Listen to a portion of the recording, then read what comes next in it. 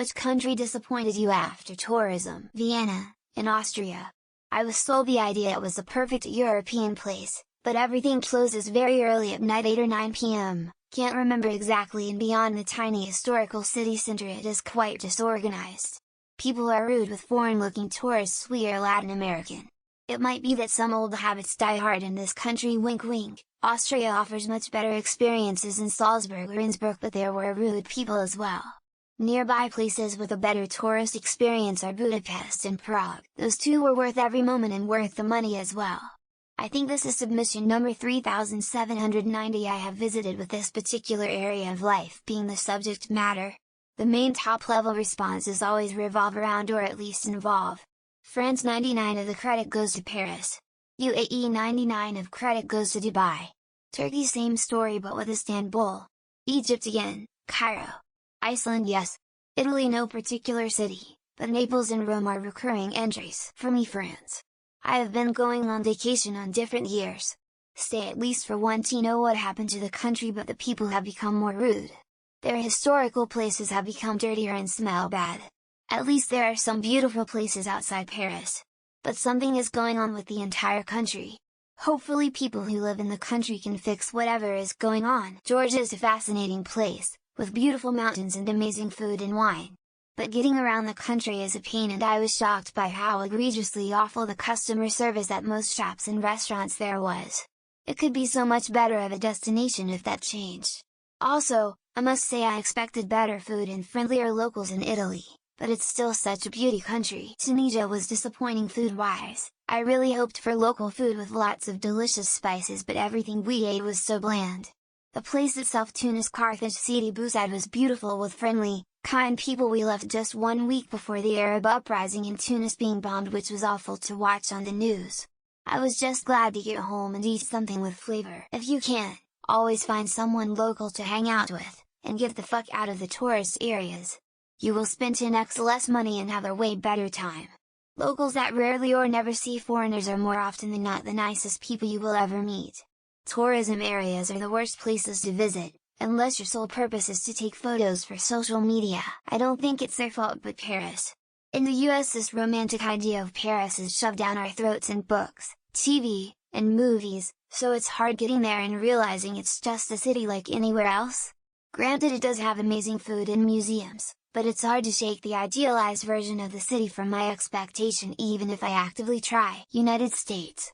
Pretty much everything is expensive, but the quality is low. The entire country seems to be designed for somebody who always uses a car when moving somewhere and always goes to a restaurant when dining, which is very troublesome to me as I hate driving in restaurants. It's a great country to earn money for certain though. France without a doubt. The people of Clermont-Ferrand and Bourges were friendly, and as you travel towards the Spanish border, Perpignan for example, they're just as kind. My goodness, the other cities are overtly racist and seem to dislike even their own people of color. I found them to be obnoxious and just unfathomably unpleasant. Croatia, I'm sad to say, because it is beautiful. The locals get swarmed with tourists and are understandably not very happy with this. I could sense some mild hostility a lot of times being a tourist. Again, I do understand, getting tourists to visit your country is nice, being flooded with them not so much. I'm too poor to travel, but I teach rich as fuck people, and every single student of mine who travels to France, tells me they're extremely disappointed with the locals. That they are rude, and smell bad. They say that the country and the food are amazing, but the people ruin it. Dominican Republic is a shithole even one step outside of any resort. They have zero respect for their own environment. Went on an excursion to an pristine island nature preserve, and the woods were filled with garbage from the people who worked there hawking massages and crap. India the second time. When you're older trying to nomad it, it's not the same as a student exploring for the first time. Having only 3 countries left in Europe to visit, I've never warmed to Slovakia. Cyprus is May, and I don't get the Latvia hype. Not the entire country of France, but Paris was pretty mediocre. The sightseeing was nice, but everyone is so mean to tourists and a lot of places smelled like pee. And I also realized I don't actually like French food, just pastries lol. I was part of the problem, but Paris truly suffers from over-tourism.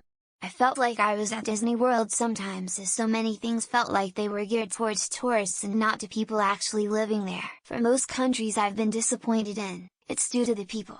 The Israeli people seem arrogant, The Egyptian men female unfriendly and the French unpleasant in general. But I love Côte du Rhône red wines, Sweden. And with that I mean Malmö and Göteborg.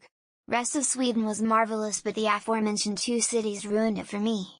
100 avoiding them the next time I need to go to Scandinavia, Japan. It is a good country to visit if you're white or white passing or fair-skinned, but if you're brown or black then maybe you should find a different travel destination. Iceland expensive and kinda boring. Norway same. Sweden same. Netherlands same, although everyone was hot. I should really stay away from the north of Europe, Tunisia. Made my wife way too uncomfortable by staring men all the time. Food was also a great disappointment. The land of tangerine, and not single fresh orange juice anywhere. Controversial opinion. Colombia. I believe I would have had a better time if my Spanish was better. There was some nice places but didn't live up to the hype. Singapore. Extremely expensive and boring. You can visit all the man-made attractions within 3 days. Full of concrete. The airport is extremely nice though. Greece. Athens can be seen in a day and most ruins are not worth the price they want you to pay.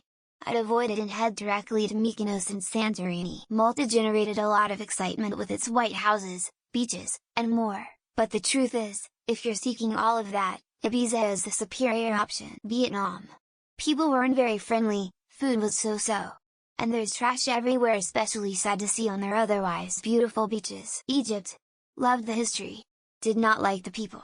Too many loser men making the women in my group way too uncomfortable. Turkey got scammed by people and got my passport stolen as well, and then the police couldn't speak a single word of English too. Ukraine. I traveled to other oblasts of my country just to see that my own oblast is worse in all of meanings. Singapore. Once you're out of things to do in 3 days all you can do is eat food or shop at LV or Gucci. India. Prepare to smell open sewage constantly, but if you can't, the street food can be great. Who said the whole European countries have good food? You mentioned the two worst for me, smiley face. Iceland is just so damn expensive. Can't go there if you're on a budget. None of them did, but my expectations weren't very high either. Italy. Way too many people and drinks are expensive as hell.